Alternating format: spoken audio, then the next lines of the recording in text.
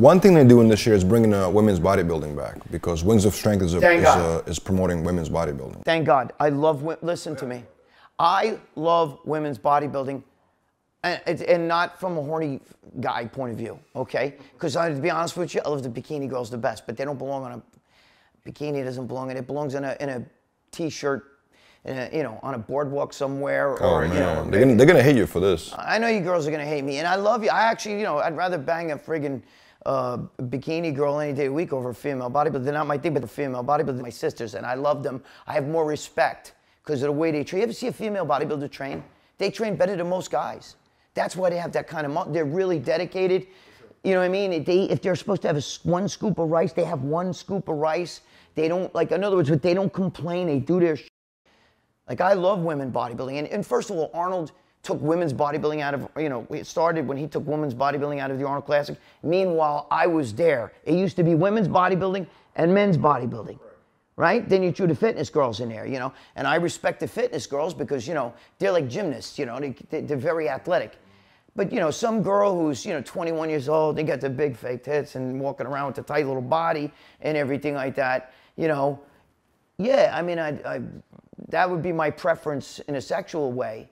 But I don't think that, I think that they belong in a bar somewhere, you know, wet t-shirt contest, you know, maybe, you know, that's not But they train too. I mean, they train a lot. They train, I know, they do a little Anavar, a little bit of this, they get the boyfriends, you know, they feed them a little bit of shit.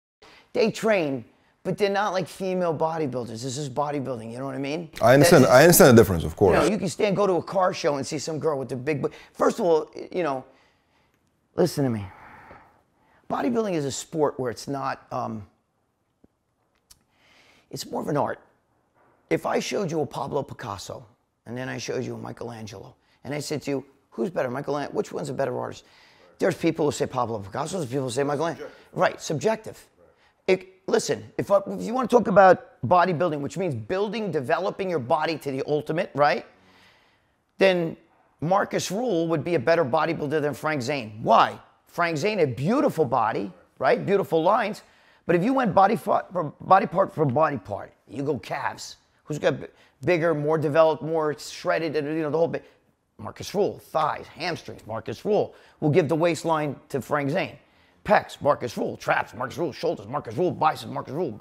You know, he's got a beat in almost every single body part, yet he couldn't scratch Frank Zane's on in a show because it's a matter of opinion. But if you took Frank Zane in his prime, and you took Marcus Rule, who's like a, you know, like a mass monster, and you brought him down right here where we are, Times Square, and you put them both in posing trunks, and you said to people, which one of these two guys is one of the greatest bodybuilders ever lived? They would think bodybuilder big. They would probably point to Marcus Rule, because Frank Zane, you know, was, you know, weighed 180 pounds at like 5'7", 5'8". You know what I'm saying?